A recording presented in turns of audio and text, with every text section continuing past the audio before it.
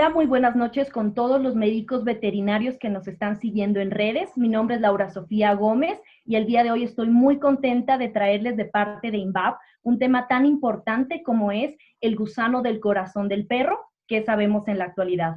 Recuerden que pueden escribir sus comentarios y sus preguntas a lo largo de la transmisión en este mismo Facebook Live o también pueden enviarnos preguntas por interno. Es muy importante que estén pendientes durante toda la transmisión, ya que vamos a tener 3 preguntas claves, las cuales, si las responden correctamente y en el tiempo adecuado, podrán ganar premios Virbac.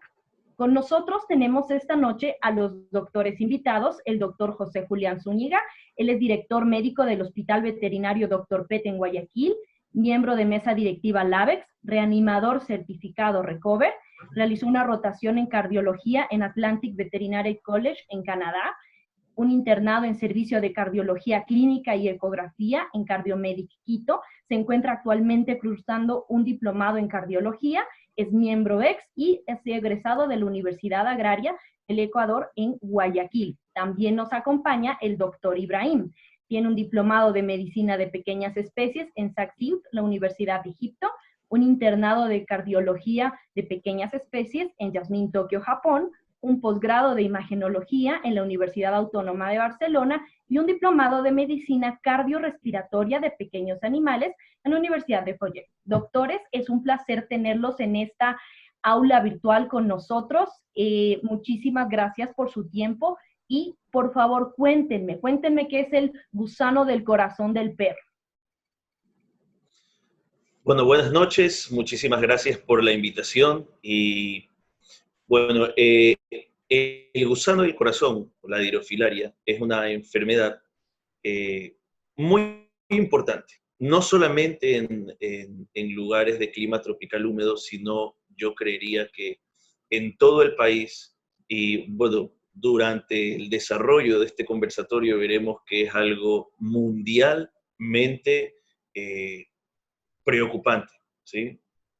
Tenemos nosotros colegas importantes que, como por ejemplo el doctor Montoya en las Islas Canarias, uno de los mayores investigadores de este tema en el mundo, justo hoy conversábamos con él, charlábamos un poco sobre quizá la escasez de datos que tenemos nosotros acá epidemiológicos sobre la dirofilaria. Y vemos que es una enfermedad que cada vez tiene más relevancia. Y como les decía, en el desarrollo de este conversatorio vamos primero a sacar algunos mitos, ¿sí? Y vamos a intentar compartir con ustedes nuestra experiencia, que si bien es cierto, podrá quizás no ser tan larga en esta enfermedad, pero yo creo que es bastante sustanciosa. Y otro de mis objetivos, junto con el doctor Ibrahim, es ver que esta es una enfermedad infecciosa, contagiosa, entre perros y gatos, en humanos también, pero no tiene mayores complicaciones. Pero aparte de eso, es una enfermedad que puede llevar a la muerte a nuestros pacientes. O sea, puede ser una enfermedad leve, como puede ser una enfermedad de medicina crítica que requiera ventilación mecánica, que requiera una lobectomía. Entonces, y es una enfermedad que está aquí, entre nosotros, ¿sí? Doctor Ibrahim. Buenas noches, espero que todos estén bien. Como usted dice, doctor José, es una enfermedad, es el pandemia, ¿no? El pandemia de los perritos. Es casi en todo el mundo, en países con clima trópico especialmente.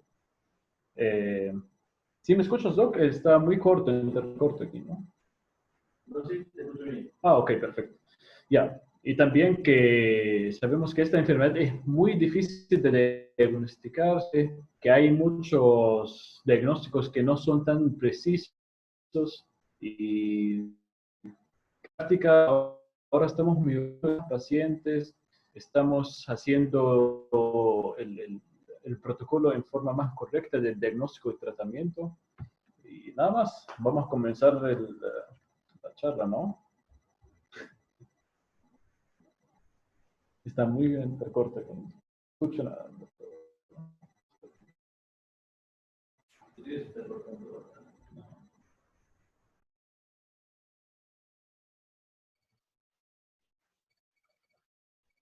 Perfecto, Doc, vemos tu pantalla.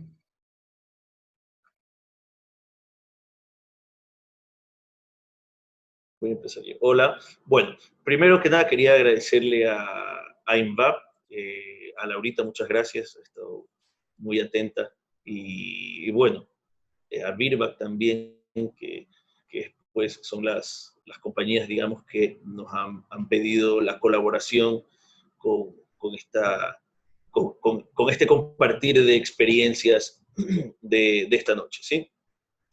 Y bueno, con el doctor Ibrahim conversábamos y decíamos, bueno, ¿cómo podríamos nombrar esta charla? Y decíamos, encontramos, ¿verdad?, entre estudiar y la experiencia un poco de dirofilariasis. No todo es lo que parece. Y esto es importante que nosotros lo tengamos en mente, porque muchas veces como médicos veterinarios podríamos pensar que ciertos test tienen el 100% de especificidad y de sensibilidad frente a esta enfermedad. Sin embargo, vamos a ver que no es así.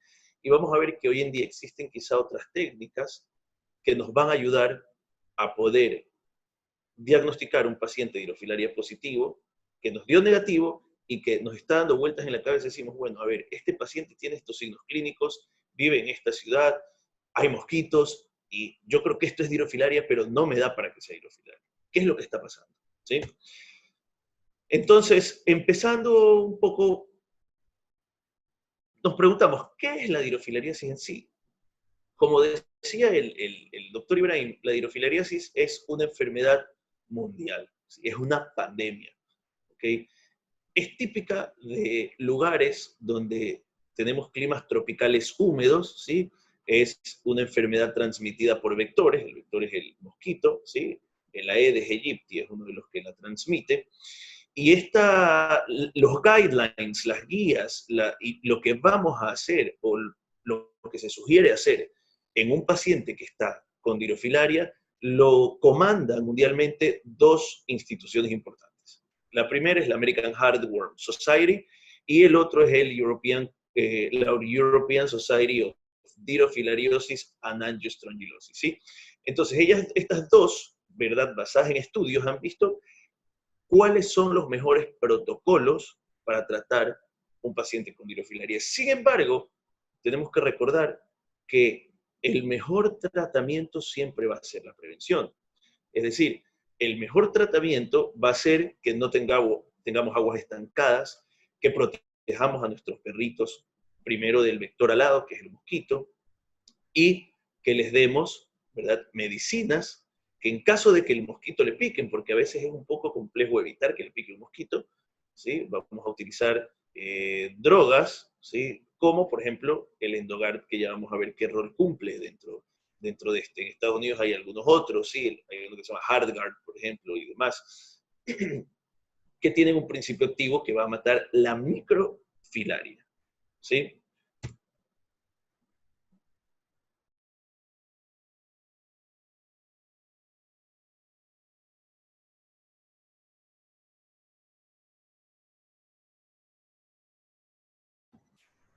Ok, perfecto. Ya, como usted dice, doctor, sí, que es una enfermedad mundial, ya, es una pandemia que existe más en las dos Américas. Claro, en Ecuador, especialmente Guayaquil, donde hay clima trópico, es más evidente. También en África y más concentración en Europa, en Italia y en España, ¿no? Y en Francia también. Pero vamos a hablar sobre el ciclo de la vida, ¿no? Del gusano, el corazón. Ya. También queremos hablar sobre el cambio de la clima, el cambio climático que estamos hablando en Argentina, ¿no? Que en Argentina, en las ciudades donde hay frío, cuales son bastante frío, también encontrarán dirofilaria por el cambio climático que tenemos en el mundo, ¿no? Aquí está una foto de lindo aquí. Y nosotros, bueno, hablando desde nuestra realidad ecuatoriana y desde nuestra realidad de guayaquileños, y no solo de Guayaquil, ¿sí?, sino de sus alrededores. Nosotros tenemos la experiencia de tener muchos pacientes de otras ciudades, ¿sí?, de ciudades cercanas, Manta, Machala, Milagro, de sectores de San Borondón, ¿sí? Qué sé yo, Vía la Costa, Salinas, Olón. Nosotros tenemos como sectoriados los lugares donde tenemos pacientes con dirofilarias, Urdesa, Ceibos, sur de la ciudad. Entonces vemos que es algo de relevancia y que es una enfermedad que se encuentra presente, pero que es muy, muy subdiagnosticada. Y generalmente se la diagnostica cuando está en estadios avanzados y cuando el paciente está presentando síntomas. Entonces, nosotros queremos enfocar un poco esto, vamos a hablar de varias cosas, pero enfocar un poco esta conversación hacia la cultura del no llegar a los estadios avanzados de la dirofilaria, ¿sí? Y esto lo haremos, pues, mes a mes luchando contra las microfilarias. Y en caso de tener un paciente que tenga las adultas, pues tratar las dirofilarias adultas, pero posterior a eso, mi paciente se puede reinfectar, entonces tendré que empezar todo un ciclo de prevención, ¿sí? Esto yo creo que es de vital importancia.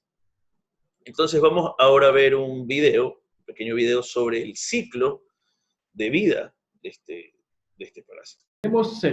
Tenemos dos fases, ¿no? O dos fases importantes. Uno dentro del mosquito y uno dentro del animal, en este caso los perros.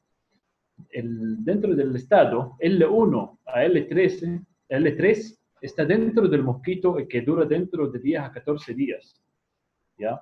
Y después de eso viene el mosquito y pica al animal o el perro en este caso y comienza el animal o el L3, el microfilaria del L3 en el parte del epidermis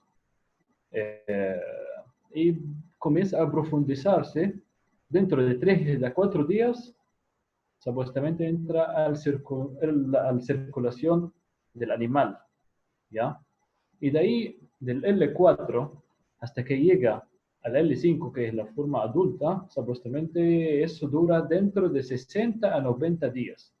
Entonces estamos hablando en total, desde picadura del mosquito hasta que llega a ser un gusano maduro, es alrededor de dentro 3 a 5 semanas, y hay casos que incluye que en gatos a veces hay signos clínicos antes de llegarse a ser madura o dentro de los vasos pulmonares, o la arteria pulmonar, por la enfermedad de arterias, ¿no? El endartritis causado por el gusano. Entonces, sin duda alguna, como decía el doctor Ibrahim, bueno, el ciclo en teoría son más o menos aproximadamente 6 meses, ¿sí? Hasta que estas dirofilarias adultas vuelvan a reproducirse, tengamos microfilarias circulando, otro mosquito pique y empieza el ciclo otra vez, ¿no? Este mosquito estará listo para picar y para transmitir esta enfermedad. Ahora, como vemos en pantalla, el grosor ya de una dirofilaria adulta va a ocluir, ¿sí? Va a empezar a ocluir la luz del vaso. Sin embargo, la acción que tiene este gusano, que es, como decía el doctor, un cuerpo extraño dentro, ¿verdad?, de un vaso sanguíneo, hoy en día sabemos que los vasos sanguíneos son mucho más que tubos por los cuales pasa la sangre, ¿sí? Hoy en día sabemos que los vasos sanguíneos tienen algo que se llama el glicocálix endotelial, ¿sí? Y el glicocálix endotelial es un microambiente donde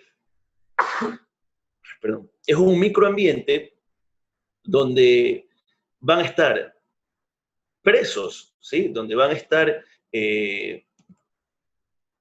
factores de coagulación, factor de von Willebrand, tromboplastina y demás.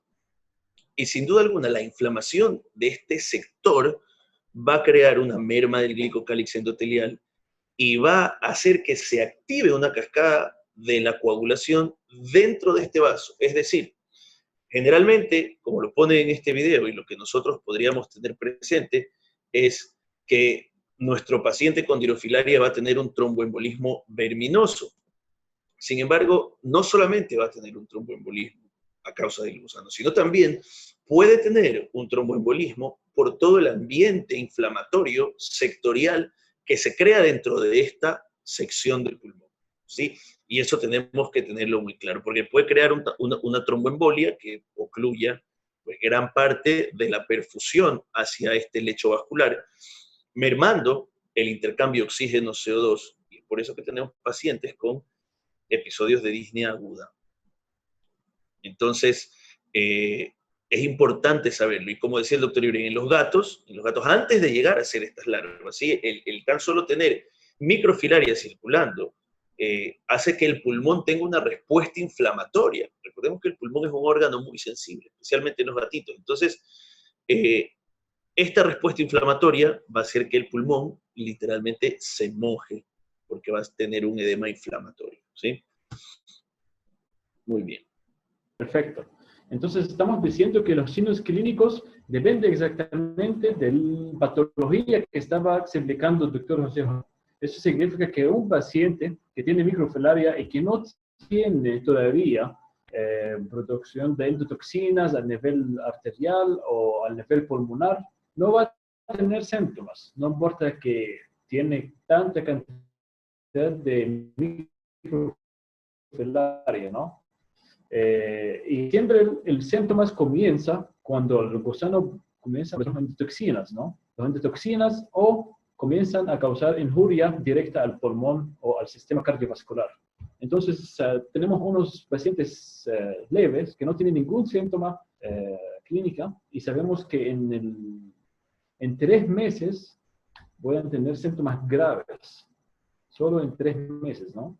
Y sabemos que estas pacientes leves, hasta por poco antígenos que tienen, es muy fácil que salen negativos en las pruebas de antígenos, ¿ya? Tenemos también los pacientes moderados que tienen síntomas típicos, el tos, la intolerancia de ejercicio,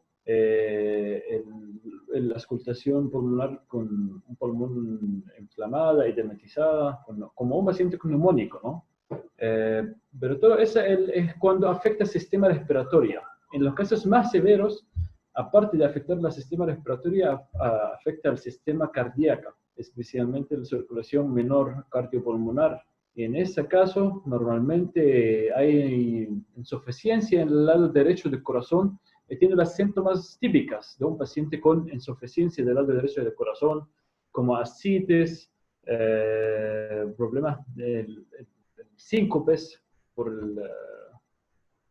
la insuficiencia del lado derecho. También tenemos hepatomegalia, el hígado está grande, signos de insuficiencia hepática a veces, ¿no? En casos graves. Y claro, y el último, cuando está saturado el sistema de la arteria pulmonar con gusanos, llegan los gusanos a estar en la vena cava caudal o en las venas cavas, y en ese caso tenemos el famoso síndrome vagal, que tiene muerte súbita, tiene hemoglobinuria, hemoglobinemia. En este caso es bastante grave y normalmente estos pacientes no sobreviven, especialmente con el síndrome vagal. ¿Ya? Bien, esto quiere decir, colegas, propietarios, todos los que nos están escuchando, que no hay signos clínicos específicos para dirofilaria. Es decir, una tos en un paciente de estos, de un paciente que vive en Guayaquil, una ligera tos, solo tos, no tiene intolerancia al ejercicio, nada más, puede indicarnos que ese paciente puede tener dirofilaria. No solamente en época de mosquitos. En teoría, no sé qué le pasa al clima de Guayaquil. Ahorita en teoría no deberían haber ni mosquitos ni lluvias, pero está que llueve de repente y tenemos mosquitos. Entonces, en ciudades como las nuestras, es una enfermedad de todo el año. Y pensemos otra cosa. Generalmente estas enfermedades nosotros veremos signos clínicos cuando pasen algunos meses. Quiere decir que si en estación el mosquito le picó, tendrán que pasar algunos meses cuando no esté en estación para ver los signos clínicos. Entonces, tenemos que estar muy atentos a eso. Pacientes que tosen, pacientes que tienen algo de intolerancia al ejercicio. Hay pacientes que tienen signos clínicos leves, pero que tienen muchas dirofilarias. Como hay pacientes que tienen signos un poco más graves y tienen pocas. Entonces, es importante el que nosotros tengamos siempre un índice de sospecha frente a estos pacientes que viven en estas ciudades, ¿sí? Porque esto es una enfermedad de todos los días y nadie está salvo. No quiero sonar exagerado, pero es la verdad y es lo que nosotros vemos. Entonces, como este paciente, fíjense el paciente que está en pantalla, estaba con algo de tos, después llega con una insuficiencia respiratoria importante, a la ecografía tenía focos de consolidación, parecía una neumonía, 4DX negativo, pero le hacemos la ecocardiografía y vemos gusanos adultos. Entonces, nos vamos con los métodos diagnósticos. ¿Cómo podemos nosotros diagnosticarlo? Y esto es importante, porque muchas veces, y lo digo porque lo he visto, pregunto, oye, este paciente yo creo que tiene dirofilarias, ¿será que tiene? No, es que ya le hicimos un frotis y no tiene. Es que ya le hicimos un 4DX y no tiene. Ok. Entonces, dentro de nuestros protocolos, perdón, el diagnóstico de dirofilaria es algo bastante, o sea, algo que muchas veces puede ser muy fácil y muchas veces puede ser muy complejo. Es por esto que nosotros hemos, bueno, dividido, ¿verdad?, en lo que ustedes ven en pantalla. Tenemos el test de NOT, que es el que ven arriba a la derecha de su pantalla, donde está pintada una micro, y el test de capa flogística, ¿sí?, que nosotros haremos en un capilar, ¿sí?, pondremos una muestra, se la centrifuga, y luego queda una pequeña área, ¿sí?, entre una pequeña área blanca, se dice también desde capa blanca, entre la parte donde están todos los eritrocitos y demás, y está el plasma, y vamos a tener con nosotros una parte donde vamos a romper el capilar. En eso a nosotros nos ayuda Annie, que es nuestra laboratorista estrella, y podemos ver mover a las microfilarias. Entonces, tenemos estos tests que nos van a decir si hay o no hay microfilarias. ¿Sí? Eso es una cosa. Tenemos los tests que van a decirnos si hay dirofilarias adultas, que será la ecocardiografía, que no es un método infalible, y los tests de antígenos como el 4DX y el Dirocheck, que tampoco son tests infalibles. Y el test de NOT tampoco, y la capa flogística tampoco. Entonces, sí quisiera que nos llevemos esto, porque muchas veces podríamos tener unos positivos y otros negativos. Y este es el momento en el que se puede volver todo muy complejo. Entonces, yo puedo tener, para esto tengo que tener claro, por ejemplo, que si yo tengo, por ejemplo, una población de dirofilarias adultas que no se ha reproducido, a la final puedo no tener microfilarias en ese momento, pero sí dirofilarias adultas. O yo puedo tener, por ejemplo, pacientes con dirofilarias adultas donde tenga un 4DX negativo, por varias causas.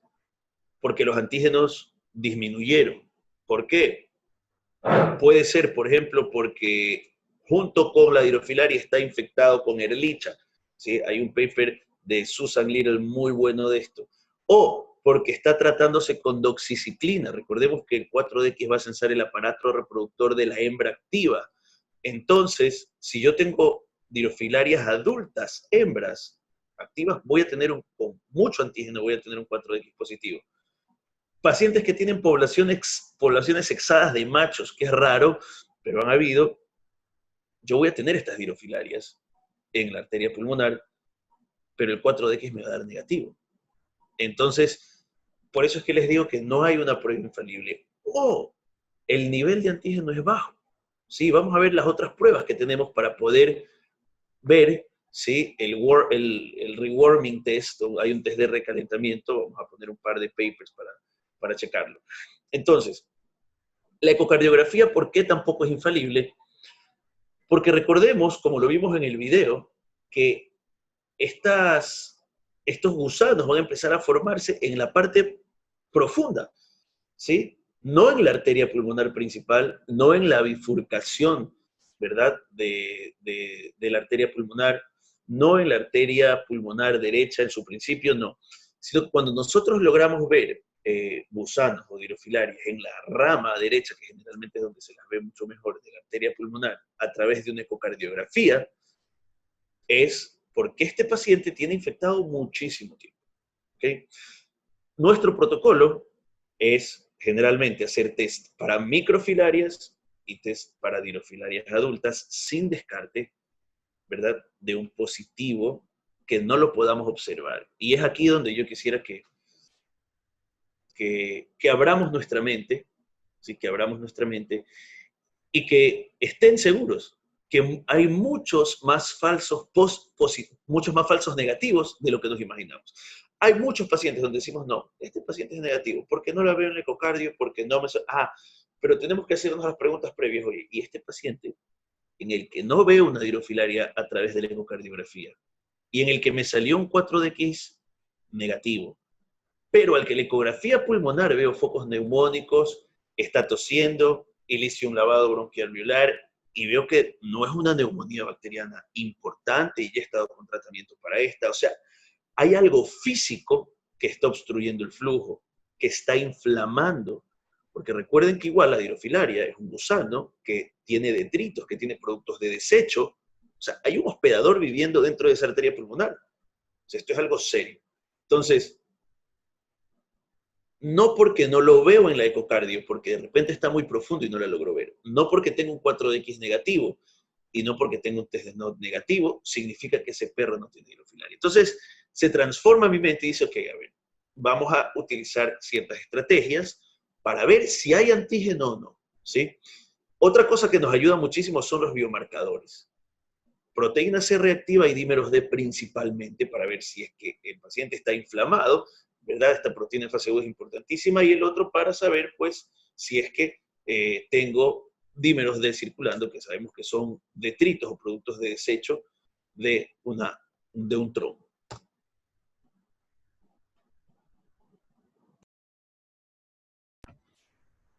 Perfecto, doctor. Sí me escuchan ahí, ¿no? Sí, doctor, se te escucha perfecto. Sí. Entonces, como nosotros antes ya pensamos siempre que el test de elección en estos casos es el test de antígeno del 4DX, el famoso 4DX, pero la verdad que nosotros en nuestra práctica diaria nos dieron cuenta que hay muchos pacientes que salen negativos en la prueba y lo repetimos en 2, 3 meses y salen positivos. Entonces no estamos pensando por qué pasa eso, ¿no? Normalmente sí, hay estudios que hablan del antígeno, de la cantidad de antígeno necesaria para que salga este test positivo, ¿no? Y que normalmente tenemos que manejar la muestra en una forma correcta para que el 4DX sea más preciso, ¿ya? Que nosotros hacemos el heat treatment o recleinamiento, ¿no?, de la muestra en una manera súper simple, que tenemos aquí unos 2 estudios, ¿no?, del Veterinary Parasitology Journal y otra del Parasites and Vectors Journals, que hablan de unos estudios de una población grande, ¿no?, de 600 perros, que hagan la muestra del 4DX en la forma más común, usando la plasma normal de los perros, y salen del 600 perros solo 27 perros positivos, ¿no? Y después de manejar la muestra, ¿qué hacen en ese caso? Que hay manejo como lo ponen en un envase suero fisiológico y hace como water pass o recleinamiento de la muestra para concentrar el antígeno, ¿no? Con esa técnica la cantidad de pacientes positivos salen el doble. Entonces tenemos que manejar bastante la muestra, cambiar nuestra técnica en realizar el examen especialmente del 4DX para tener como resultado óptimo. Esa del 4DX, vamos a hablar de qué más, la próxima. ¿Te vas? Sí, esto no quiere decir que el test no sirva, ojo, quiero ser muy claro en esto. Esto quiere decir que las técnicas que tenemos que emplear nosotros quizá tienen que cambiar un poco para poder tener más resultados positivos. Y sin duda alguna que tenemos que unir todas estas pruebas junto con nuestro criterio clínico para saber que un paciente está con dirofilaria. Porque si no, y tener presente que es una enfermedad común, porque si no le vamos a buscar literalmente la quinta pata al gato, y podemos tener un paciente con dirofilaria frente a nuestros ojos, y el sesgo del falso negativo está dado por un test. Entonces es importantísimo, ¿sí? Estos dos estudios lo avalan. Imagínense en el de abajo, en el de Parasites and Vectors, el doble de la población. En el del Veterinary Parasitology, 165 perros quedan negativos luego de hacer el heat treatment, 11 más pasan de negativo a positivo, porque se concentra el antígeno. Entonces, importante. Ahora, una enfermedad inflamatoria, ¿sí? Nosotros vamos a tener lesiones en el endotelio vascular. Lesiones serias, lesiones que van a matar, a infartar algunas secciones de los pulmones, como lo podemos ver en pantalla, ¿sí? Predispone a tromboembolismo, ¿sí? Endarteritis. Este estudio de aquí es un estudio sobre la proteína C reactiva, que es uno de los biomarcadores que les estábamos comentando, y fíjense lo que dice abajo, ninguna otra enfermedad cardiovascular en perros parece aumentar las concentraciones de proteína C reactiva de esta forma, ¿sí? Entonces, estas proteínas C reactivas, aparte de DCM, que es cardiomiopatía dilatada, pero vemos que en la dirofilariasis tenemos una elevación mucho más importante. Y yo creo que si nos ponemos a desmenuzar esto, va a ser obvio, porque no solamente causa una enfermedad vascular, que ya lo hemos hablado un montón de veces, que merma el glicocálix, productos de detrito, que, ojo, todos estos productos de detrito se pondrán a circular a través del torrente sanguíneo, ¿no? A través de todo nuestro paciente. Entonces no es que tiene la infección en el pulmón. No, señor, hay inmunocomplejos que pueden irse a los riñones, hay inmunocomplejos que pueden irse al hígado, al cerebro, o sea, es un paciente, muchas veces yo, dependiendo del estado en el que se encuentra el paciente, yo les digo a los médicos, mira, recibimos un paciente con dirofilaria, perfecto, está bien, tiene dirofilaria, sí, vamos a encasillarlo en uno de los muchos casilleros que existen para el paciente con dirofilaria, pero hay unos que llegan sépticos por dirofilaria, es decir, tienen un síndrome de respuesta inflamatoria sistémica causada por un patógeno que es la dirofilaria que se encuentra dentro y que lo está inflamando ya no solo al pulmón, sino a todo nuestro paciente. Y para esto no es necesario que tengan una gran cantidad de dirofilaria. Entonces, esto es algo importante y es algo que tenemos que tener presente, ¿sí? Entonces, otro método diagnóstico, uno que nosotros utilizamos muchísimo, es la ecocardiografía. Nosotros podemos ver aquí, este es un eje corto a nivel de la arteria pulmonar, donde vamos a ver, ¿sí? Generalmente estas estructuras hiperecoicas lineales, ¿sí? Que ingresan, ¿sí? por la rama derecha de la arteria pulmonar, antes de la bifurcación y mucho antes del tronco principal. Entonces, este es un paciente que puede tener signos leves, moderados o severos, ¿sí? Entonces, pero donde yo veo que hay dirofilarias. Pero resulta que este paciente, les voy a poner un ejemplo, estuvo antes con tratamiento de doxiciclina y le hice un test 4DX y está negativo, y aparte le di Endogar todos los meses, entonces ya no hay microfilarias. Entonces, lo que voy a tener es estos parásitos, todos los test negativos y un paciente que tose. Entonces, tenemos que estar muy atentos con esto, ¿sí? Ahora, si vemos el último consenso de la Veterinary Emergency Critical Care sobre las poblaciones de riesgo, generalmente son poblaciones de riesgo muy inflamadas y dentro de estas tenemos la dirofilariasis. Entonces, hemos tenido varios casos nosotros, que me gustaría compartirlos con ustedes, en otras ocasiones creo que ya los he compartido, donde tenemos, por ejemplo, el caso de Chucho, un paciente de 5 años. Y yo quiero ser muy claro y práctico en esto. Lo ideal es que nosotros vayamos descartando muchas cosas y lo ideal es que seamos consecuentes con el lugar donde vivimos, con las patologías que tenemos presentes, con los signos clínicos y el conocimiento. Es decir, tenemos que unir todo. Y lo digo ¿por qué? Porque el que yo vea ese pulmón húmedo que están viendo en pantalla, con un montón de líneas B, que es un pulmón inflamado, donde habían también ciertas zonas, ¿verdad? Ciertas muescas, ciertas lesiones en B que me indican que había una tromboembolia. Eso yo tengo que juntarlo con la clínica. Es decir, yo voy a juntar este pulmón junto con la ecocardiografía, junto con la tomografía, junto con la clínica, junto con los dímeros D, junto con el 4DX y junto con todo para englobar mi cuadro y decir, este paciente tiene un tromboembolismo pulmonar por dirofilariasis, ¿sí? Este paciente presentaba McConnell sign en la ecocardiografía, ¿sí? Es decir, presentaba una hipoquinesia de la pared libre del ventrículo derecho, con un movimiento exagerado, un swinging que ustedes lo pueden ver. Presentaba, como ustedes ven acá abajo, una relación entre el ventrículo derecho y el ventrículo izquierdo. Sí, este de aquí es el derecho y este es el izquierdo. Lo ideal es que el derecho generalmente es un tercio del izquierdo, pero estos están casi del mismo diámetro, con una regurgitación tricúspide de aparición súbita, y lo decimos porque le hicimos una ecocardiografía. El paciente empezó con clínica, empezó con disnea aguda, decaerse, cianosis, lo pasamos a ecocardiografía, de un momento a otro el pulmón está mojado, de un momento a otro tenemos una dilatación aguda, ¿verdad?, de las cámaras derechas, luego tenemos una regurgitación tricúspide de aparición súbita y de bajo grado, esto es importante, ¿sí? Generalmente la presión, la velocidad pico de la regurgitación tricúspide no es tan alta, es baja, no llega a ser un gradiente como el de una hipertensión pulmonar severa. Aparte de eso, lo vemos acá y tiene un aplanamiento septal, ¿ok? Fíjense cómo el volumen del ventrículo izquierdo disminuye, cómo el volumen del ventrículo derecho aumenta. Alta sospecha de tromboembolia pulmonar aguda, mandamos a medir dímeros D. Resultado de los dímeros D, más de 10.000 nanogramos por ml.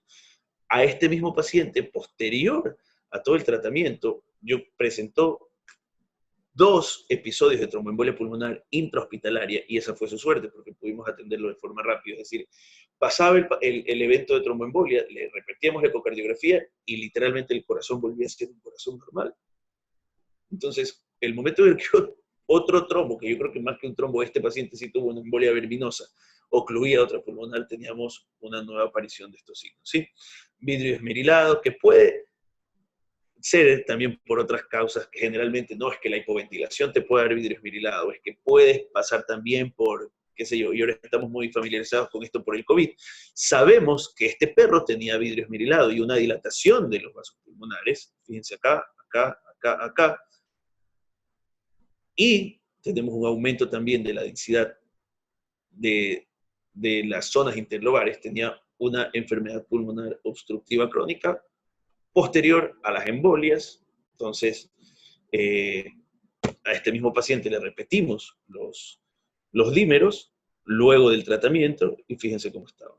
Habían bajado a 380 y pico, ¿sí? Entonces son pacientes que tienen que estar no solo con terapia para la hidrofilaria, sino tienen que estar también con antiagregantes plaquetarios, ¿sí? Puede estar con enoxaparinas, pueden estar con clopidogrel. Y este es un paciente, se llama Chucho, fíjense, él vivía en esa cámara de oxígeno como un paciente humano con enfermedad pulmonar obstructiva crónica que tiene que vivir con su tanque de oxígeno. En pacientes puede pasar esto también. Obviamente va a requerir de mucho esfuerzo de los propietarios, y esto que ustedes ven en pantalla es consecuencia de una dirofilariasis avanzada. Entonces, obviamente la fibrosis pulmonar, que es un cambio histológico de los pulmones, que disminuye la compliance, la complacencia, la capacidad de relajación de un pulmón, no la podemos, o sea, no hay una medicina que te diga, oye, ¿sabes qué? Vamos a hacer más laxo esto. No, lo que nos toca es dar un tratamiento de soporte para poder llevar adelante este tipo de casos. Y tenemos también otros. Bueno, acá, esta es una necropsia, un pulmón también con una embolia importante en uno de sus lóbulos. Tenemos otro caso como este, que el doctor Ibrahim les va a contar. Entonces tenemos aquí otro paciente que se llama Cepollita, ¿no? Ingresó y también por un cuadro agudo, de desnea aguda, y lo hicimos el blood work, el hemograma estaba normal, pero encontramos que es 4DX positivo, salió 4DX positivo ese paciente, ¿ya? Pero estuvo hospitalizado bastante estable. En un momento a otro, estaba saturando, vamos a decir que 95, en un momento a otro entró en un cuadro más agudo, más fuerte, y estaba literalmente muriendo, ¿no? Entonces nosotros lo hicimos en ecocardiografía y como vemos en el video de arriba, tenemos el tracto de salida del ventrículo derecho, tenemos el tronco pulmonar y tenemos aquí en la arteria pulmonar derecha cantidad inmensa de gusanos de corazón de dirofilaria maduras, ¿no? Entonces estábamos pensando que pasando hay signos de insuficiencia del lado derecho del corazón agudo, como insuficiencia de bajo gradiente de la válvula tricúspide, y nosotros estamos igual sospechando a tromboembolismo pulmonar, sospechando un tromboembolismo pulmonar. Entonces tuvimos que hacer más otras ventanas para chequear más profundo la arteria pulmonar derecha en ese caso. Y el que encontramos, como ven en el video de abajo, encontramos como una masa de gusanos, y alrededor de esa masa hay un trombo pulmonar inmenso que está en la arteria principal, la arteria pulmonar derecha principal, que está causando obstrucción completa del flujo a todo el pulmón derecho, literalmente. Entonces tuvimos que entrar de emergencia al quirófano con el doctor Zúñiga y el doctor Cole, y tuvimos que hacer literalmente sacamos un pulmón entero, ¿no? En ese momento. Aquí está el video que, como pueden ver aquí, tenemos el trombo, y dentro del trombo podemos ver los gusanos adultos que causaron la enfermedad aguda por ese momento. Y tuvimos que hacer lobectomía radical en este caso, que es una cirugía un poco agresiva, pero puede salvar las vidas de los pacientes. Y literalmente salió muy bien el paciente después, creo, 2 semanas de la cirugía. Después creo que se escapó de la casa, ¿no? Se escapó de la casa, pero ya ahora está bien, ahora está bastante bien.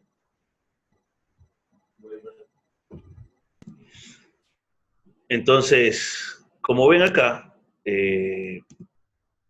esta imagen, ¿verdad?, ecogénica con un movimiento, digamos, dentro del vaso, vemos cómo se balancea, y vemos acá esta imagen también, estas 2 líneas, ¿sí? Esta que vemos aquí es este trombo que vemos acá, ¿sí? Y estas dirofilarias son estas filarias que vemos por acá. Y acá arriba, ¿sí?, también podemos ver el momento en el que sacábamos una dirofilaria. Y de aquí, fíjense en la tonalidad de este pulmón. Era un pulmón que estaba embólico. De hecho, macroscópicamente nosotros lo palpábamos y estaba totalmente diferente. Sí, estaba muy duro, no tenía esta textura esponjosa que tienen los pacientes, los pulmones de los pacientes. Entonces, él corrió con suerte, pero no todos los pacientes van a correr con suerte. O sea, habrá muchos que se mueran, muchos. Porque esto que le pasó a Cebollita, se lo recordamos con mucho cariño, ahora todos los médicos del hospital, porque se quedó un montón de tiempo, y sí, luego se lo llevaron a la casa y se escapó con como 4 de los hermanos que tenía. Le puede pasar a cualquier paciente, o sea, le puede pasar a cualquier paciente. Y es por eso que al principio decía que es importante aumentar el índice de sospecha. Sí, tenemos muchos protocolos mundiales que están hechos en este asunto. Como tenemos aquí en el lado izquierdo de la pantalla, el protocolo de la American Heart Rhythm Society. Pero la verdad, tenemos que personalizar el protocolo. No hay paciente que necesita el mismo protocolo como el otro paciente. No un paciente que tiene microfilaria y no tiene signos clínicos como un paciente que tiene un síndrome cabal. Cada paciente, normalmente nosotros, en nuestra práctica lo hacemos un protocolo personalizado, depende de su parte de químicas, de parte sanguíneo y aparte de su parte hemodinámica, de su hemodinámicas cardiovascular o su injuria también cardiovascular. Pero siempre es bueno tener un protocolo por los pacientes típicos, ¿no? Normalmente en ese protocolo, el que hicimos, o el que tenemos que hacer es mandar antes de cualquier cosa el doxiciclina. El doxiciclina por un mes entero antes de comenzar el, el tratamiento de los adultos o el adulticide.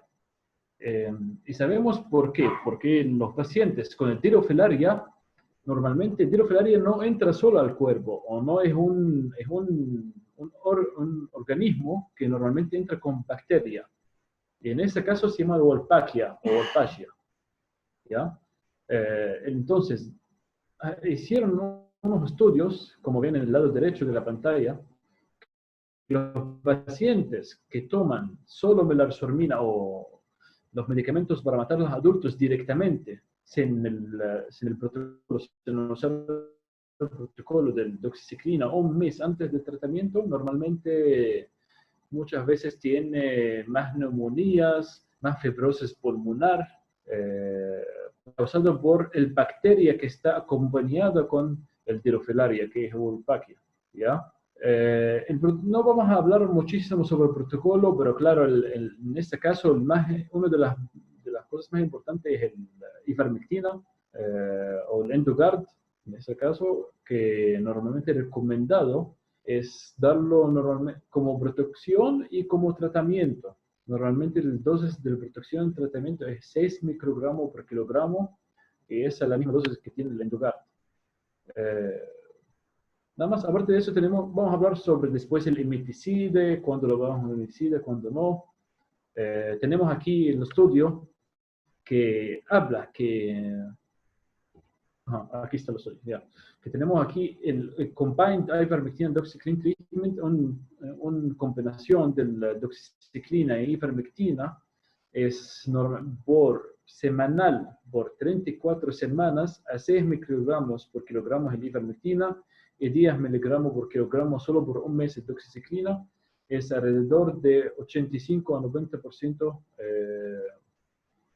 puede salir negativo todos los exámenes del adulticida como el microfilaria, no solo el microfilaria.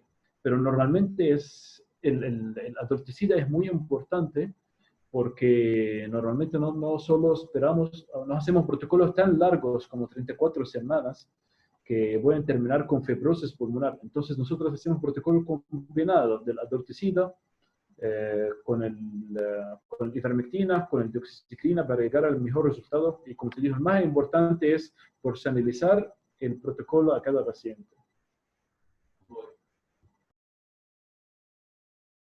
Es importante la personalización del protocolo y yo creo que el doctor Ibrahim lo ha dicho muy bien porque dentro del protocolo para adulticidas nosotros tenemos algunos tiempos de espera y si nosotros le prestamos atención, por ejemplo, a lo que dice este protocolo, ellos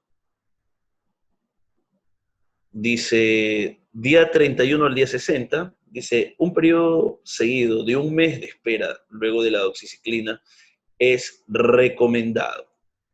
Y esto es importante porque ellos lo recomiendan, sin embargo, si nosotros actuamos a la luz de cada paciente, sabremos que quizá hay unos que lo necesitan antes, quizá hay unos que tendrán que tener este descanso, habrán otros que tengan que tener una semana, habrán otros que dentro de la hospitalización nosotros empecemos a darle la doxi, le hagamos el tratamiento y hagamos todo lo demás, pero todo esto va a depender no solo de eso, y yo creo que dentro de estos protocolos se escapan ciertas terapias que tienen que ser adjuntas, porque si nosotros pensamos en este órgano que tenemos aquí, que es el pulmón, este es un órgano muy delicado, que suele tener una, digámoslo, reacción en cadena. Entonces, si yo tengo un sector embólico inflamado, este sector que está embólico inflamado va a hacer que yo tenga una predisposición a que los sectores aledaños se inflamen, no necesariamente se embolicen, porque estos dependerán solamente de la perfusión. Sin embargo, recordemos que los neumocitos, ¿no? Los tipo 1, los tipo 2 que están pegados y están armando toda esta maraña de alveolos, ¿verdad? Que está recubierto por una membrana alveolocapilar. El momento en el que se inflaman, ¿verdad? La membrana alveolocapilar es una sola, entonces va a ser literalmente una reacción en cadena. Entonces, yo no tengo que solamente enfocarme, por eso les decía, la visión de túnel es lo peor. Yo no voy a enfocarme solamente en, bueno, aquí en el protocolo me dice prednisolona y en el protocolo. No, porque hoy hemos visto que puedo tener trombo. Entonces, ¿sabes qué? Este paciente, vamos a mandarle a medir tiempo de coagulación, mira cómo están los dímeros D, y vamos a darle un inhibidor del ADP, es decir, un antiagregante plaquetario, clopidogrel. Está bajo hospitalización, vamos a agregarle enoxaparina. Tenemos que tener estas terapias. Oye, ¿sabes qué? Este pulmón está consolidado. ¿Sabes qué? Yo no quiero que las zonas aledañas se consoliden. Es decir, hay zonas que tienen pérdida de surfactante, que tienen aumento de fagocitos, bacterias, y que predispone a otras áreas pulmonares a neumonía. ¿Sabes qué? Este paciente se va a beneficiar de una nebulización también. Ok. Entonces son ciertas terapias que nosotros, el momento en el que vemos al paciente como un todo y no como un pulmón o como un corazón, o como que, es que el gusano está en el corazón, entonces vamos a atacarlo a ese. No. Como les decía, es un paciente séptico muchas veces, es un paciente inflamado, es un paciente que tiene un organismo extraño viviendo en su arteria pulmonar, en su pulmón, que tiene su ciclo de vida, esta cochinada. Entonces, nuestra misión como médicos es, el momento en el que están pues, en este estado, empezar a cortarle todo y empezar a intentar revertir todos estos mecanismos, no solamente peligrosos, sino que están literalmente matando a nuestro paciente. ¿Sí? Entonces, esto es muy importante que lo tengamos. Esto va dentro de la individualización de cada paciente. A pesar que tengan una misma patología, ¿sí? Sabemos que el éxito de los tratamientos está en la individualización.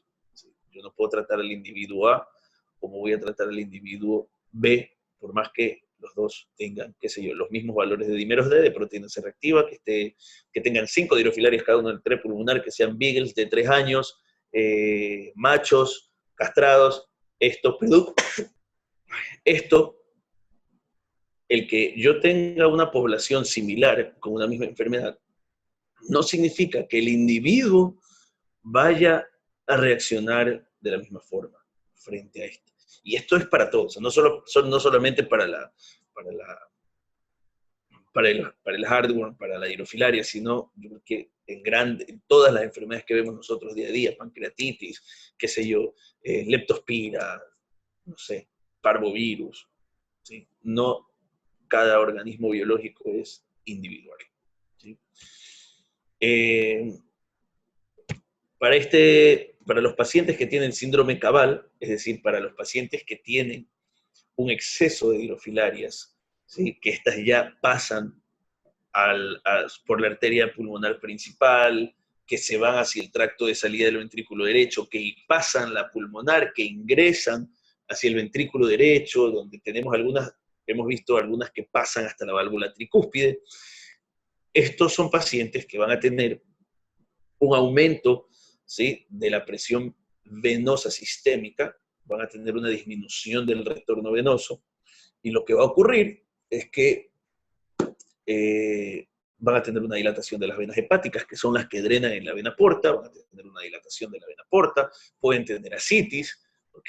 Y en estos está indicado este procedimiento que vemos en pantalla, que es literalmente sacar las hidrofilarias. Eso lo hacemos con un dispositivo endovascular, que es un snare, que es un catéter que lo vamos a guiar idealmente a través de fluoroscopía.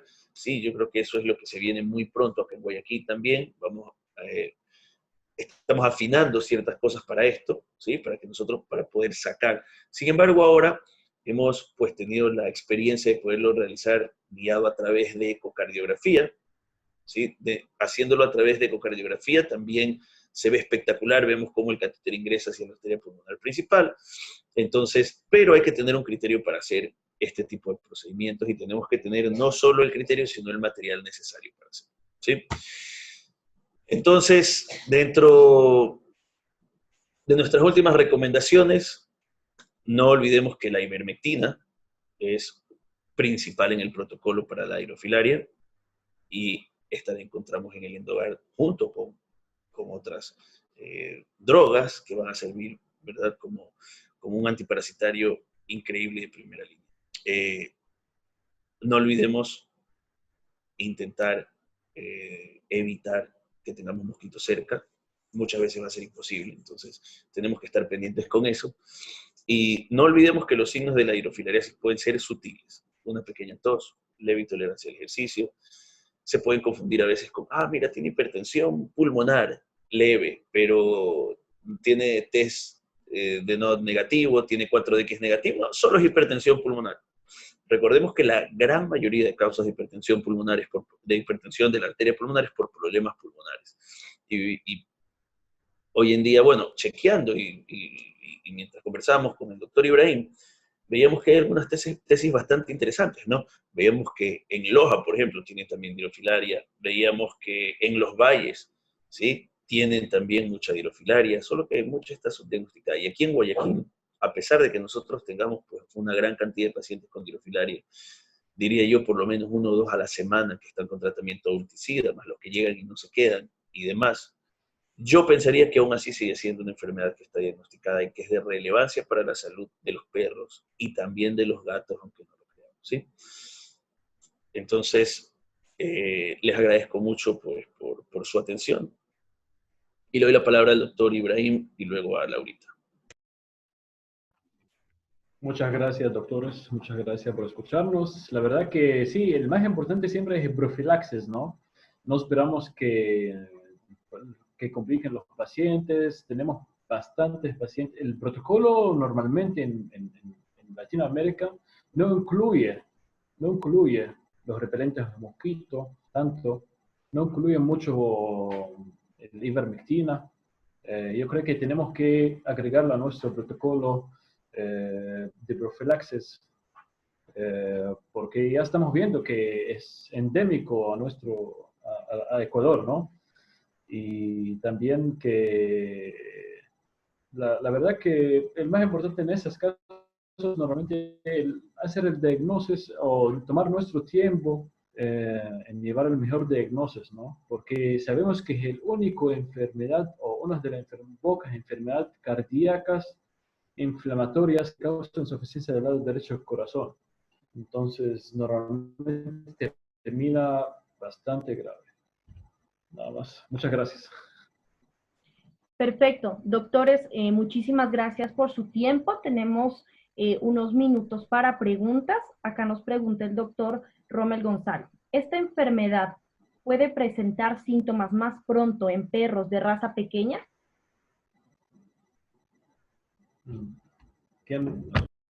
Ok. Normalmente en perros los síntomas comienzan cuando hay adultos maduros. Sin embargo, sabemos que hay algunos síntomas leves, como por ejemplo el que comienza siempre un síntoma de tos leve causado por endotoxinas producidas por el microfilaria como adultas, ¿no? Entonces, normalmente que sí, pueden comenzar temprano. Tenemos muchos pacientes, y el doctor José recuerda, que salen negativos en 4DX y en 2 meses salen positivos en 4DX con síntomas. Entonces eso significa que normalmente puede ser 3 meses mínimo desde el picador del mosquito. Bueno, los perros especialmente van a tener síntomas, ¿no? Bueno. Sí, esto, lo que dice el doctor Ibrahim es cierto. Sin embargo, hemos visto que es una enfermedad de una presentación clínica muy compleja. Podría ser que, si hablamos en el contexto de el largo de el gusano, ¿sí? Sí, el pulmón de un chihuahua es de este tamaño, el pulmón de un gran danés es de este tamaño.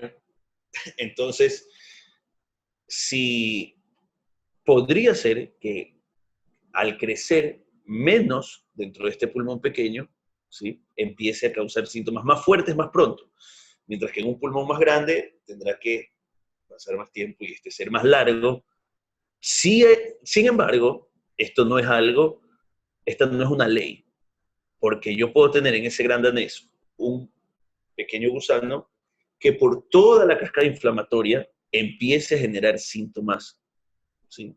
Entonces, por eso le digo, no es una ley, pero podría ocurrir que en perros pequeños empiezan a dar síntomas más. Perfecto. Nos preguntan, ¿alguna manera de prevenir esta enfermedad en nuestras mascotas para hacer un poquito más de énfasis en lo que venimos conversando?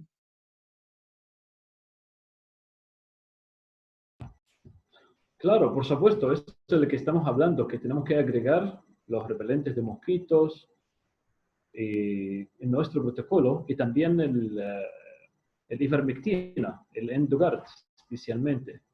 Hay muchos protocolos sugeridos, hay protocolos exagerados usando estos medicamentos semanal o 2 veces mensualmente, pero normalmente nosotros evitamos eso porque sabemos que todos los medicamentos tienen sus efectos secundarios, entonces nosotros recomendamos normalmente, si es un paciente con historia o en un lugar de alto riesgo de dirofilariasis, normalmente usamos el medicamento mensualmente, pero si es a alto riesgo de contagio. Si no, a veces lo usamos cada 2 a 3 meses, como dice el protocolo americano, que cada 3 meses. Entonces, son 2 cosas muy importantes. El repelente de mosquito, que como el pipetas, como hay muchos pipetas con repelente de mosquito, como el Alpocate, y el Endogard o el ivermectina para protección del microfelaria, o cortar el ciclo del microfelaria.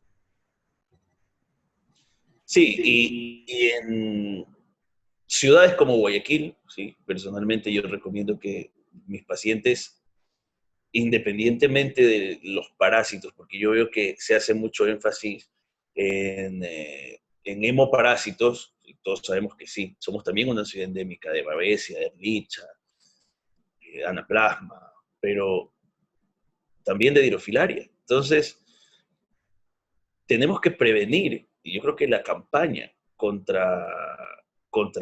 de esto, no sé, de estos productos para prevenir estos ectoparásitos como las garrapatas, la campaña de el prevenir el gusano del corazón debería ser tan fuerte como esa, ¿sí? Que si bien es cierto que una garrapata te puede transmitir hemoparásitos y estos pueden degenerar, pues obviamente, una anemia, plaquetopenia, anemia hemolítica inmunomediada y un montón de cosas derivadas de estas, el gusano del corazón es una enfermedad que, como hemos visto, va a poner en riesgo la vida de nuestros pacientes, ¿sí?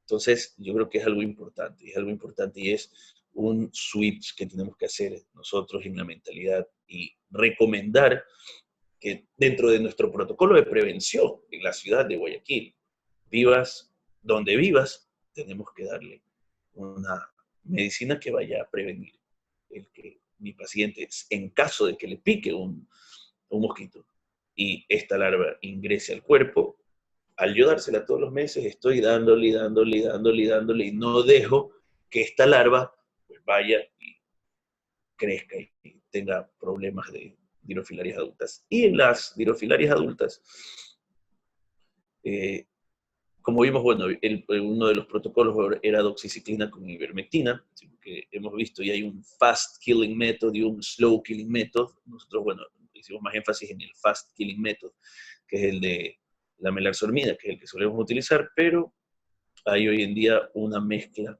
por ejemplo, de doxy con ivermectina durante tiempo prolongado. Preferimos no darlo por el tiempo que se lo tiene que dar. Entonces, yo creo que la mejor arma, que es la prevención, la podemos dar con ivermectina. Esto lo encontramos pues en el Endogard, que es lo que hemos conversado ahora.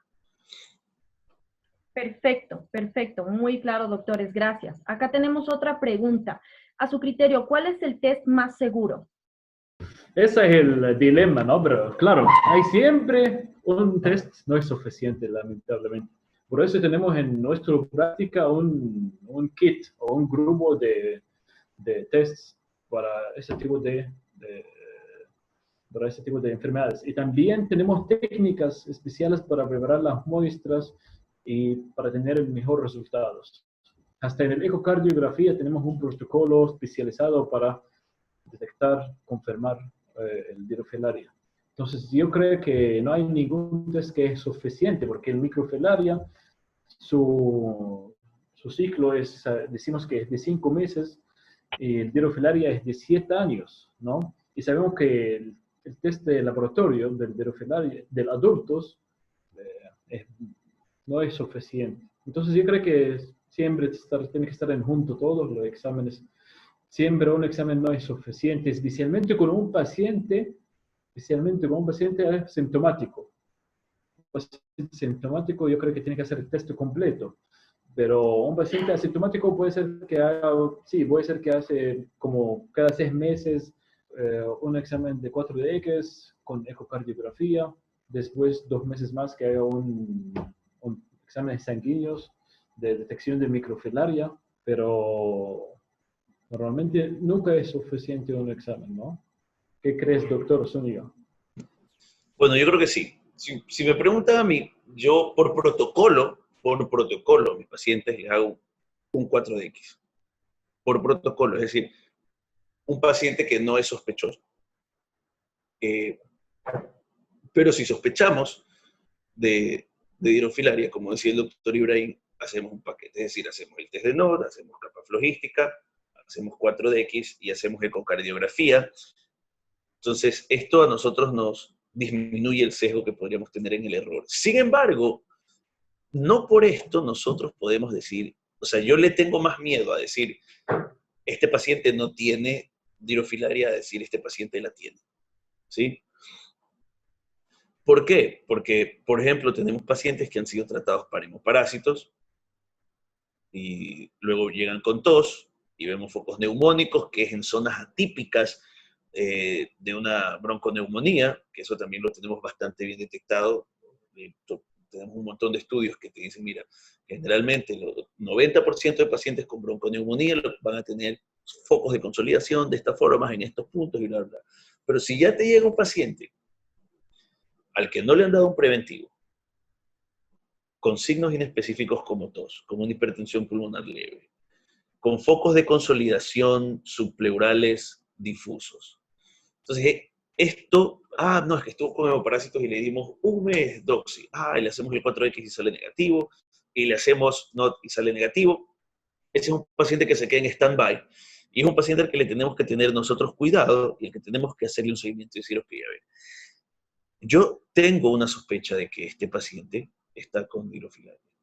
Obviamente, lo primero que vamos a ver esto es algo muy parecido a una neumonía, pero si es una microembolia o una embolia segmentaria, lo que sea, vamos a ver que no va a mejorar con el tratamiento para la neumonía. Entonces, nuestro abordaje es otro, y lo que tenemos que hacer es intentar hacer un buen diagnóstico de dirofilaria. Nos ha pasado que posterior a los 2 o 3 meses salen positivos a dirofilaria. Sabemos nosotros que en 2 o 3 meses, ¿sí?, no va a tener el nivel de antígeno de una dirofilaria adulta. Entonces, es algo bastante complejo. ¿Sí? Yo creo que es algo que todavía estamos, de hecho, estudiándolo. No solo aquí, no solo nosotros, yo creo que en todo el mundo. Como les decía, justo hoy conversaba con el profe Montoya sobre estos temas, y es algo apasionante, porque yo veo que compartimos muchas experiencias, ¿sí?, entre otros países y nosotros en cuanto al diagnóstico y tratamiento. Perfecto. Perfecto, doctor, gracias. Tenemos otra pregunta. Salbutamol y salmeterol, ¿se pueden utilizar como coadyuvantes en terapias inhalatorias en pacientes con dirofilaria en estado grave?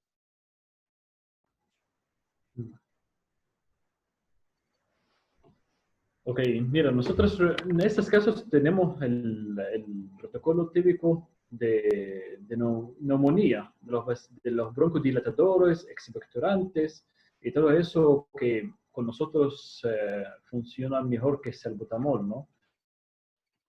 Como las nebulizaciones con corticoides, con acetylcisteína, y que normalmente su función en broncodilatación por ese tipo de pacientes es mejor que el salbutamol.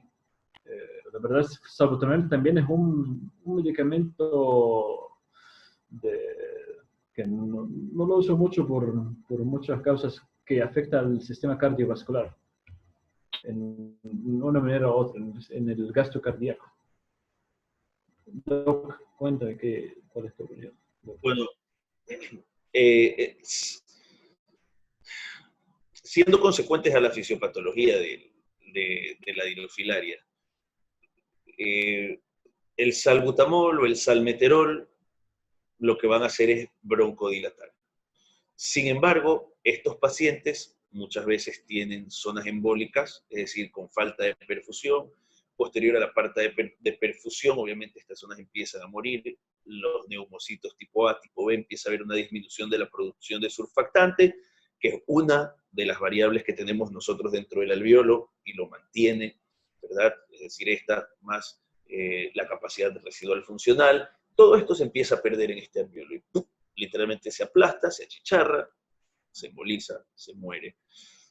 Y esto podría crear un ambiente, ¿verdad? Porque dentro de nuestra respiración entran detritos y productos de desecho. Entonces, dentro de esta tendremos nosotros bacterias y cochinadas que entrarán al sistema respiratorio, que podrían hacer esto proclive a una neumonía.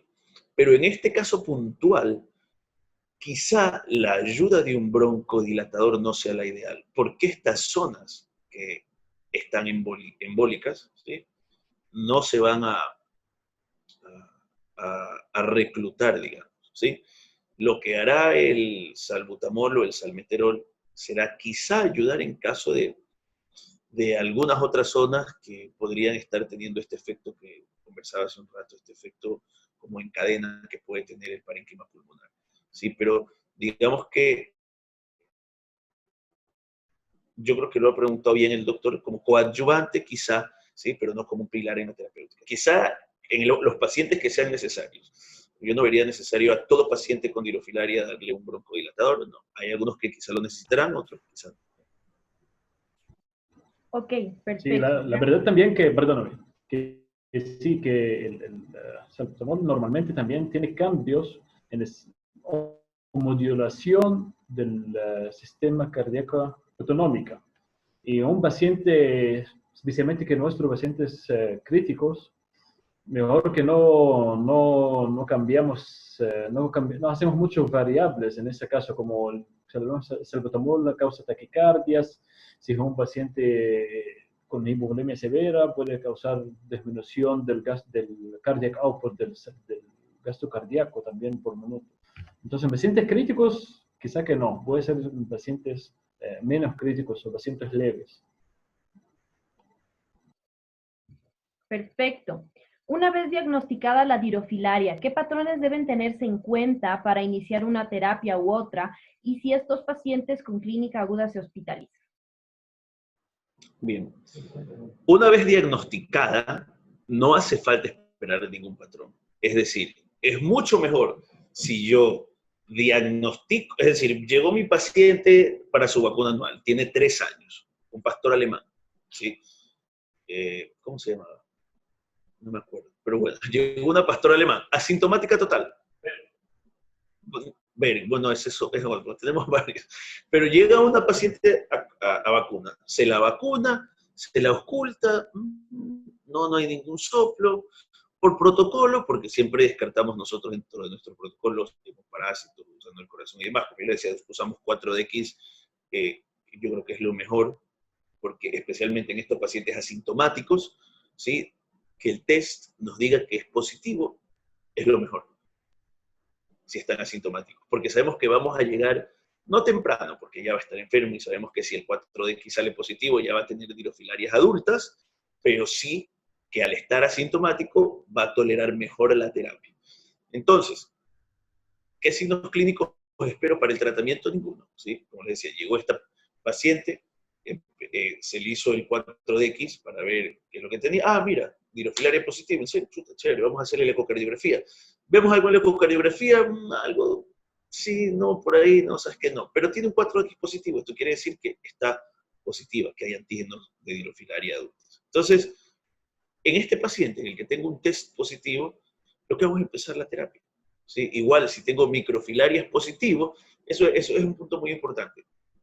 Si tengo microfilarias positivo y es asintomático, tengo que ver, oye, estas microfilarias están presentes porque el paciente se infectó con un mosquito y todavía no tengo dirofilarias adultas, o estas microfilarias circulantes son causa de que ya se están reproduciendo las adultas. Entonces, en estos pacientes con microfilarias, lo que tengo que hacer es ver si hay dirofilarias adultas, y si no las hay, solo tendré que tratar las microfilarias y no tendré que complicarme la vida haciendo tratamiento adulticida. Entonces, primero, sea que encuentre microfilarias, trataré las micros. Si encuentro micro y adultas, trato las dos. Si encuentro adultas, trato las adultas. Eso por la primera parte. Y la segunda parte de la pregunta era, yo prefiero hospitalizar ciertos pacientes que tienen clínicas, ¿sí? O sea, hablamos de, primero, ahorita en la primera parte, de pacientes que no tienen clínica, pero pacientes que llegan con clínica, depende de la clínica. Y depende de qué tan feo se ve el pulmón a la ecografía y a las radiografías, y depende de cómo esté el leucograma, ¿sí? Es decir, si yo tengo un paciente con dirofilariasis, que llega con tos,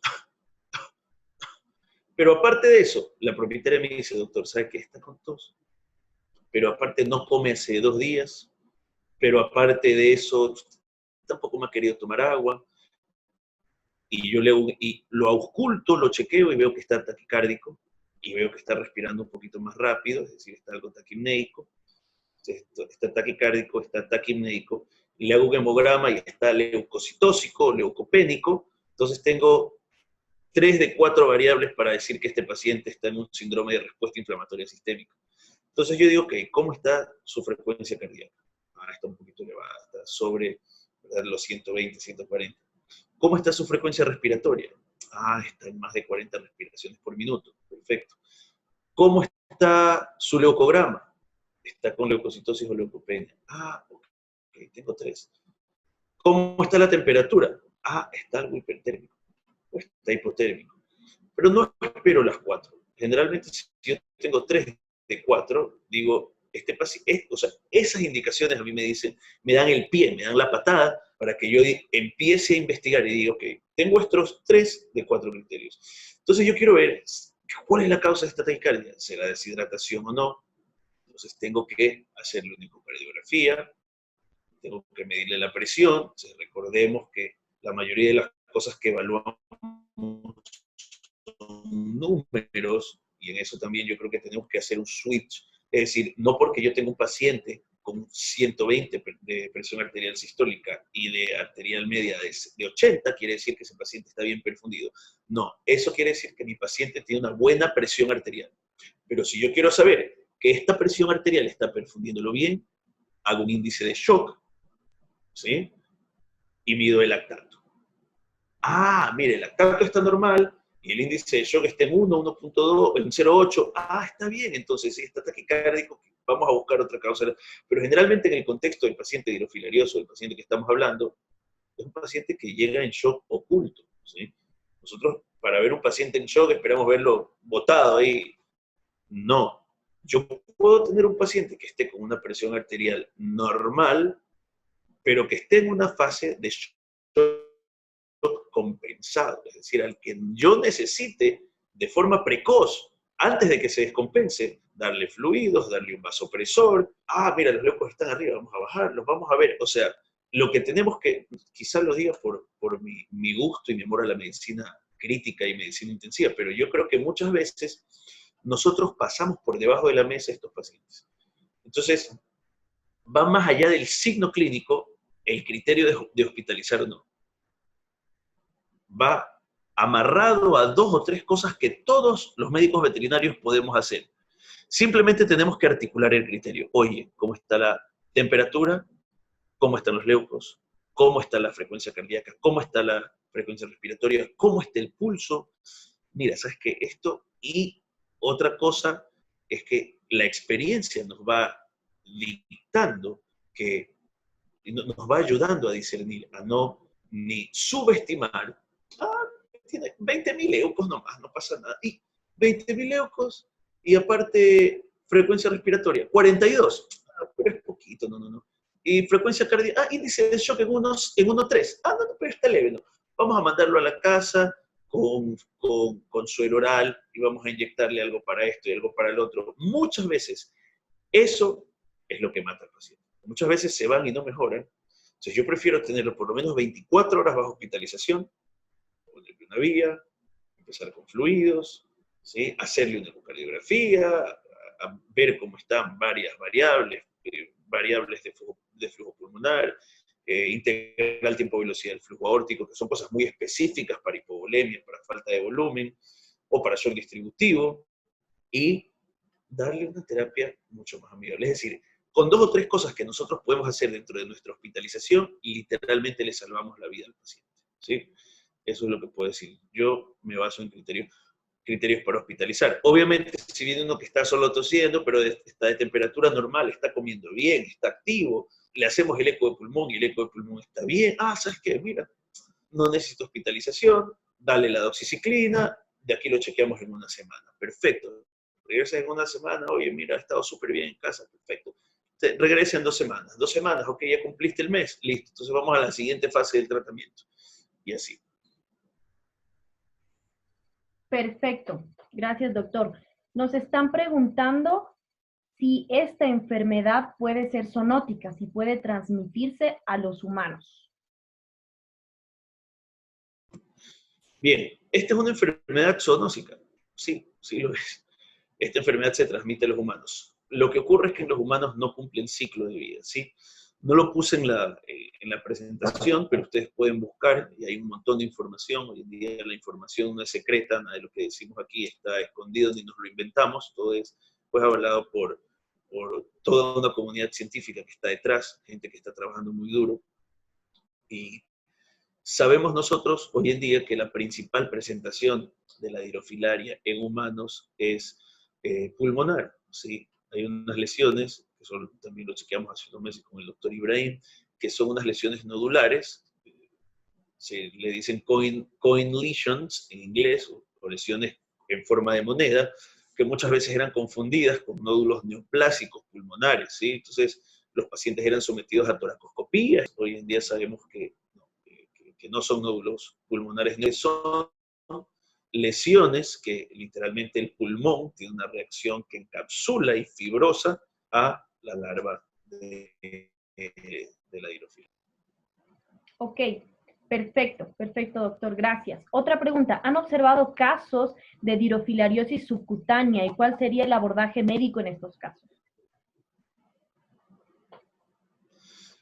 Caso de dirofilariosis subcutánea no, pero tuvimos un caso súper bizarro, diría yo, de un paciente que estaba con dirofilarias adultas, pero que tenía un hemangiosarcoma esplénico, es decir, tenía un tumor en el vaso. De repente, este paciente empieza a tener un hemoabdomen a causa de una ruptura del hemangiosarcoma esplénico, y ocurre que cuando entramos a la laparotomía, dentro del peritoneo había una dirofilaria adulta. Nos quedamos locos, o sea, dijimos, una dirofilaria. La agarramos, la mandamos al laboratorio y sí, dicho y hecho, era una dirofilaria que estaba en el peritoneo, en la cavidad abdominal. Entonces, una migración importante. Claro, puede pasar. Súper interesante el caso. Listo, estamos llegando al final de nuestras preguntas y pues como saben ustedes, los que nos están viendo en redes, tenemos premios Virbac. Entonces, el doctor José Julián y el doctor Ibrahim nos van a ayudar con 3 preguntas claves que vamos a postear el día de mañana en nuestra fanpage de INVAP, y si las responden correctamente y a tiempo van a poder ganar estos productos. Por favor, doctores, ayúdenos con las preguntas. A ver si nos pusieron atención en la charla. Bueno, la primera pregunta es, ¿cuántos meses tiene que pasar para que cuántos meses tiene que pasar entre la picadura del mosquito y la dirofilaria adulta? Aproximadamente. Doctor Okay. Ibrahim, su pregunta. Esa es la pregunta 1. Pregunta 2. Yeah. Perfecto. Pregunta 2. ¿Cómo se llama la bacteria que usualmente acompaña en Dirofilaria y que normalmente causa cambios a nivel pulmonar o infección bacteriana a nivel pulmonar? ¿Cómo se llama esa bacteria? Bien. Perfecto. Y la 3. La última pregunta es, generalmente, ¿cuáles son los signos leves o cuáles son los signos que podríamos encontrar en un paciente con dirofilariasis leve? Excelente, excelente. Muchísimas gracias, doctores, y muchísimas gracias a todos los que nos están siguiendo en redes sociales. Ya saben que el día de mañana en nuestra fanpage de INVAP contestan estas preguntas a tiempo, correctamente, y pueden ganar nuestros productos Virbac. Nuevamente, doctores, les agradecemos muchísimo por su tiempo. Para nosotros como INVAP ha sido un placer tenerlos en nuestra sala virtual y esperamos que no sea una única vez, sino esperamos tenerlos de manera continua. Les deseamos éxitos en sus labores y esperamos verlos nuevamente con nosotros. Que tengan una excelente semana. Muchas gracias, Laurita. Nos vemos pronto. Muchísimas gracias.